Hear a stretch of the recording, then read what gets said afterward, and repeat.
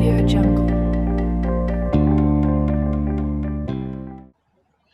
Meus amores, a gente está terminando, é a última etapa, né? Como eu falei com vocês, é o assunto do sistema digestório. Falamos nas outras aulas sobre os órgãos e já iniciamos algumas coisinhas sobre o processo da digestão.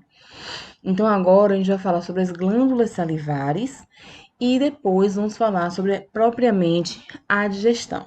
Bom, as glândulas, eu falei para vocês que o sistema digestório, ele é formado pelo tubo digestório e também pelas glândulas anexas. E que glândulas são essas? As glândulas salivares, o fígado e o pâncreas.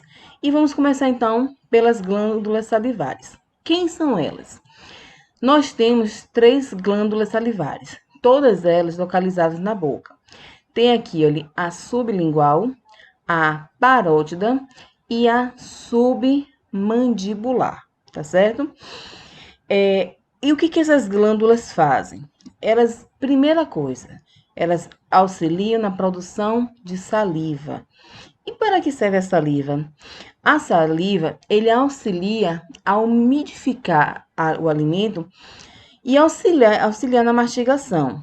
E ele produz uma estrutura que nós chamamos de enzimas. E para que servem essas enzimas? As enzimas, elas vão auxiliar, na verdade, eles vão acelerar a quebra dos carboidratos. Carboidratos nada mais são do que açúcares. Então, as enzimas produzidas pelas glândulas salivares, elas vão acelerar a quebra de açúcar. Então, percebam que a digestão, ela começa na boca. Por quê? O açúcar, ele vai ser digerido na nossa boca. Quer dizer, gente, que em outras partes do tubo digestório não haverá a quebra do carboidrato? Não quer dizer isso. Quer dizer que a maior parte do carboidrato vai ser quebrado na boca pelo auxílio das glândulas salivares, tá certo? Então, a saliva, ela vai ser produzida e vai ser lançada na boca pelos 3 pares de glândulas salivares que a gente viu na outra imagem. Produz saliva, essa saliva umedece o alimento e produz enzimas. O que são enzimas? São estruturas que aceleram a reação química. E que reação química nós estamos falando? Estamos falando da digestão dos carboidratos. O fígado é uma outra glândula anexa. Ele fica posicionado aqui nessa região, tá certo? Essa é a maior glândula que nós temos no nosso corpo. Ela pesa em torno de 1,5 kg. Bom, e qual é a função do fígado? O fígado, ele armazena nutrientes. Sabe quando a pessoa tá um pouquinho debilitado? O que o médico faz? Come fígado de boi. Por quê? Porque o fígado é uma região que armazena muitos nutrientes. Uma outra função do fígado é que ele inativa substâncias tóxicas. Então, por exemplo, quando a pessoa ela consome uma dose de bebida alcoólica, esse álcool ele vai ser inativado principalmente pelo auxílio do fígado. E ele produz a bile. A gente vai falar de bile aqui ainda hoje, mas eu vou só já introduzir. A bile, ela tem uma coloração esverdeada. Ela é produzida pelo fígado e ela vai auxiliar na digestão de gorduras. Eu vou ter que fazer uma comparação. Quando você vai lavar um prato que a mamãe e o papai pedem, né? Que eu sei que vocês fazem isso, né? Lava o prato em casa. Aí tem aquele prato cheio de gordura, cheio de óleo. Você consegue lavar esse prato sem passar um sabão ou sem um detergente? Consegue? Não vai conseguir. Somente com água você não vai fazer, não vai conseguir. Por quê? Água e gordura, elas não se misturam. E aí, o que a gente faz? A gente joga o detergente. O detergente, ele faz essa mistura da gordura com a água, propiciando assim a limpeza do prato. Então, a bile, ela tem a função de um detergente. Ela que auxilia na quebra das gorduras. Bom, o fígado, tá? Ele tem uma estruturazinha logo embaixo dele que chama-se vesícula biliar. Por causa desse nome vesícula biliar, muitas pessoas pensam que a bile é produzida pela vesícula biliar, mas não. A bile, ela é produzida pelo fígado. Depois que ela é produzida pelo fígado, ela passa para a vesícula biliar, onde ela vai ser armazenada temporariamente. Então, depois que ela for requisitada, ela sai da vesícula biliar e vai para o intestino delgado. A primeira porção do intestino delgado é quem? O duodeno, tá certo? Então, a bile, ela vai ser armazenada pela vesícula biliar. Dependendo do tipo de alimento que a gente tem e também de relações genéticas, pode-se acumular algumas pedrinhas na vesícula biliar. E aí, dependendo da situação, ou a gente faz uma cirurgia para retirar os cálculos biliares, ou muitas vezes é preciso de retirar a vesícula. E a pessoa que retira a vesícula, ela vai deixar de produzir bile? Não, porque a bile vai ser produzida pelo fígado. E o pâncreas? O pâncreas, ela está localizada logo abaixo do estômago. Eu vou mostrar aqui, tá vendo? Essa porção aqui é o estômago. E o pâncreas está logo aqui embaixo. O pâncreas é uma glândula que produz dois hormônios muito importantes: a insulina e o glucagon. Agora, olha que interessante. A insulina, ele pega o açúcar que está na corrente sanguínea e coloca dentro da célula. O glucagon, que também é produzido pelo pâncreas, ele faz o contrário. Pega o açúcar da célula e leva para a corrente sanguínea. Às vezes, a pessoa, ela nasce com um probleminha, que é a deficiência, tá? Da insulina. Então, como ela não tem insulina, ela não consegue pegar o açúcar e colocar dentro da célula. Então, fica um excesso de açúcar na corrente sanguínea. As pessoas que nascem já com essa condição, nós chamamos que a pessoa nasce com diabetes mellitus tipo 1. Ela é congênita, a pessoa já nasce assim. No entanto, o diabetes é uma doença que pode ser adquirida.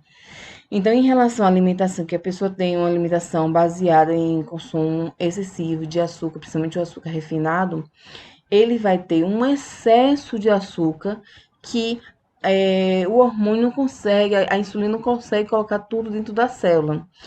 E às vezes a pessoa nasce com o contrário, ela nasce com deficiência do glucagon.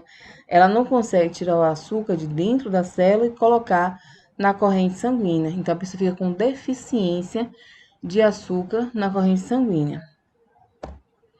Certo? Bom, como eu falei para vocês, então aqui, olha, o pâncreas produz dois hormônios, que é o glucagon e a insulina, e eles juntos regulam a quantidade de açúcar, tá? A glicose é açúcar no sangue.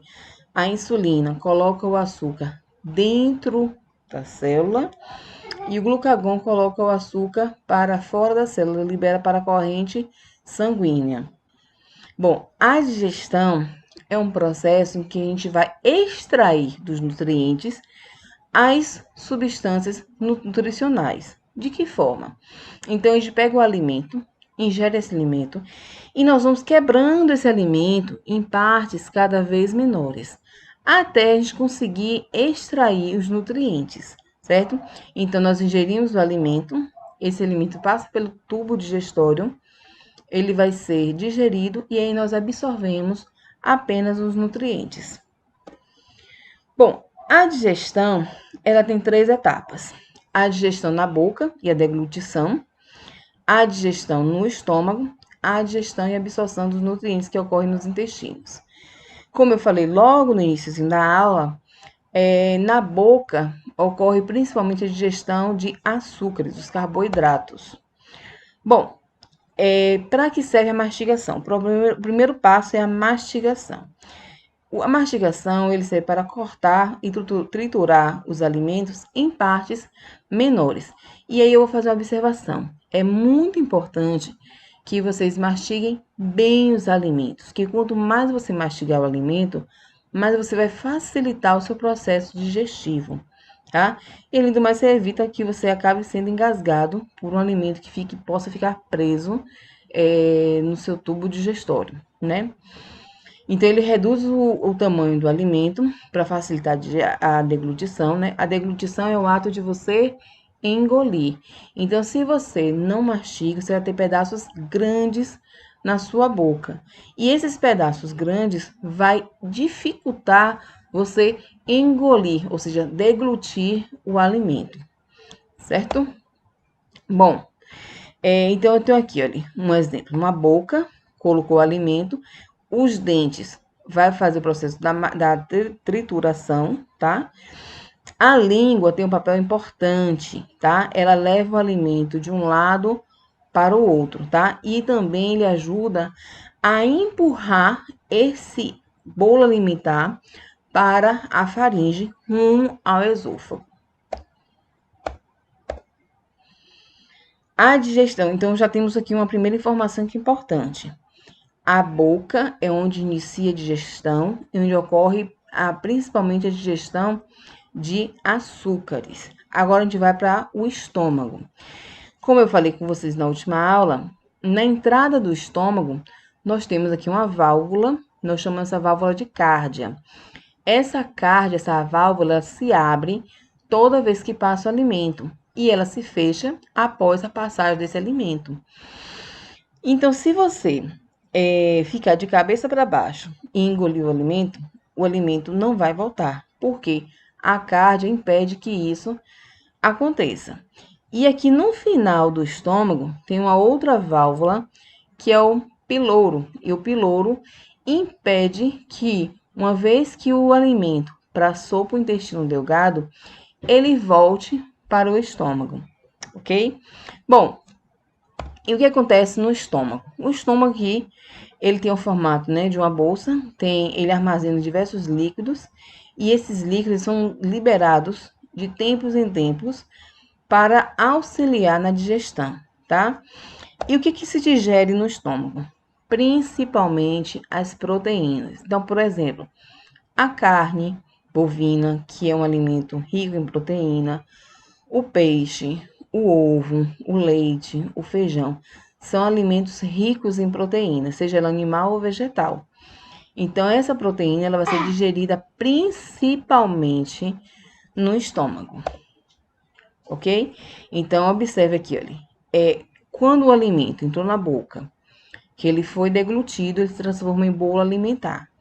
Esse bolo alimentar foi para o estômago e aqui ele vai ter vários líquidos auxiliando. Um desses líquidos é o suco gástrico. Quando o suco gástrico se mistura com o bolo alimentar, ele forma uma pasta. E essa pasta vai receber o nome de quimo. Depois que esse alimento foi digerido no estômago, agora ele vai passar aqui, olha, para o intestino delgado. Como eu falei no slide anterior. Essa região aqui nós chamamos de piloro. O piloro, uma vez que o alimento passe para o intestino, o piloro se fecha para que o alimento não volte para o estômago. E aí a gente segue, tá? O quimo. Bom, o quimo, tá? Ó, ele foi alimento, depois se transformou em bolo alimentar, depois se transformou em quimo. Quando ele vai para o intestino delgado, a principal região onde ocorre a absorção dos nutrientes é no duodeno, né? Eu falei até na aula passada, né? Ele recebe esse nome porque a medida dele é de aproximadamente 12 dedos. Por isso que o nome é duodeno. Então, ele passa pelo duodeno. E aí, no duodeno, aí olha que interessante. Eu falei do fígado. O fígado produz o quê? A bile.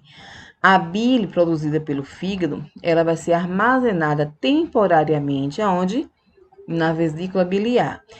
Então, quando o alimento está aqui no estômago e passa para o intestino delgado, então a bile, que está aqui armazenada temporariamente, ela vai ser levada para o intestino delgado. Aí, os alimentos, principalmente os alimentos gordurosos, eles serão digeridos com auxílio de quem? Da bile, tá? Então, a bile, ela vai fazer a função como se fosse um detergente. Ela vai derreter essa gordura, ela vai dissolver essa gordura e auxiliar na digestão. Se algum alimento não foi digerido na boca, não foi digerido no estômago, agora ele vai ser digerido no duodeno. Então, a região do intestino, o grosso e o delgado, ele tem a função de finalizar a digestão e principalmente de alimentos gordurosos e também vai absorver a água. A absorção de água, ela acontece no intestino grosso, certo? Então, eu tenho aqui um exemplo da função da bile, tá? Então, eu tenho aqui ali estruturas completas, inteiras, e aí com a liberação da bile, ela vai ser quebrada, tá? Então, estruturas complexas, e elas serão quebradas através da ação da bile, ok? Bom, quando essa digestão finaliza no duodeno, esse quimo, ela agora, né, se uniu à bile e outras substâncias, ela agora vai ser transformada em uma outra substância chamada de quilo. E aí o pâncreas vai liberar o líquido pancreático, então esse quimo se junta com bile e o líquido pancreático, tá certo? Que fica aqui, ó, logo abaixo do estômago, tá? E aí vai formar o quilo, tá? Então, depois do intestino delgado, vai para o intestino grosso. E qual é a função do intestino grosso? Primeiro, absorver a água, ou seja, ele vai retirar toda a água que está ali naquele quilo e vai formar também as fezes. As fezes é tudo aquilo que não conseguiu ser digerido de alguma forma, né? Ele passou direto, e também o que não serve mais, tá? Então, o que o corpo não conseguiu absorver por diversas formas, tá? Então, tem algumas substâncias que no nosso corpo, principalmente as inorgânicas, e que elas podem não ser digeridas. Então, ela passa direto e acaba saindo junto com as fezes. E também quando o corpo não absorve mais o suficiente, então ela libera também junto com as fezes. Ok? Então, aqui um resumo do que aconteceu no processo digestivo. Na boca, tá? Eu tenho a presença dos dentes, a língua e a saliva.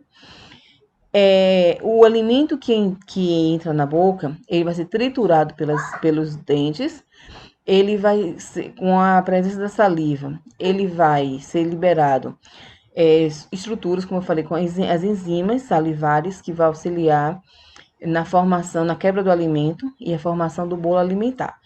Esse bolo alimentar, agora ele vai para o estômago. No estômago, ele vai se unir com o suco pancreático, tá? E aqui vai ocorrer principalmente a digestão das proteínas e forma o quimo. O quimo vai em direção ao intestino delgado. E o intestino delgado, ele vai ter a presença do suco pancreático, que foi liberado pelo pâncreas, da bilis e também de líquidos intestinais. Essas substâncias se unem e formam o quilo. O quilo vai em direção ao intestino grosso. No intestino grosso, ocorre a absorção de água e formação das fezes. Em que momento nós absorvemos os nutrientes? Em todas as etapas ocorre a absorção de nutrientes, mas ocorre, gente, principalmente no intestino delgado. Todo o nosso tubo digestório, principalmente o estômago e mais ainda o intestino delgado, ele tem vários vasos sanguíneos.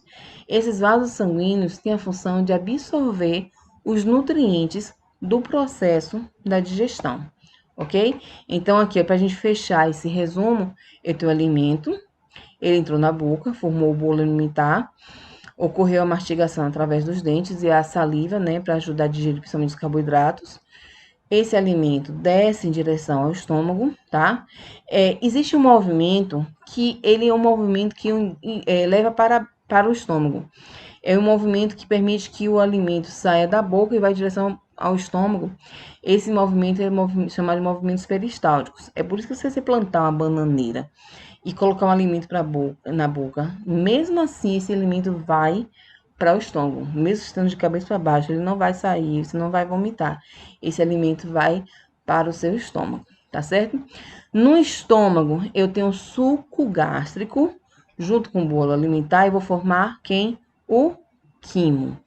O quimo, junto, vai em direção ao intestino delgado, se junta com a bile produzida pelo fígado, se junta com o suco pancreático produzido pelo pâncreas e também com os líquidos intestinais, forma o quilo.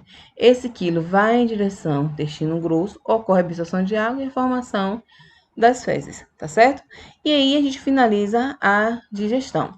Aí eu lhe pergunto, a digestão vai acontecer sempre muito bem para todo mundo? Pode ser que não, tá? Por quê? Em alguns casos, as pessoas podem ter algumas doenças, né? E que essas doenças podem interferir. Por exemplo, uma dessas doenças, cálculos biliares, que eu falei no slide anterior, são que as pessoas chamam comumente de pedras, né? Pedra na vesícula, tá? E isso acontece pelo acúmulo de uma substância chamada ácido úrico, entre outros motivos, tá, gente? Então, também tem uma predisposição genética para isso. Tem a pancreatite, que é uma doença que ocorre no pâncreas. Tem a esteatose hepática, quando ocorre gordura no fígado. Tem gastrite, úlcera. São doenças relacionadas ao tubo digestório. O refluxo também, que é muito comum, azia, né? As pessoas, é o que mais é comum se falar quando fala sistema digestório.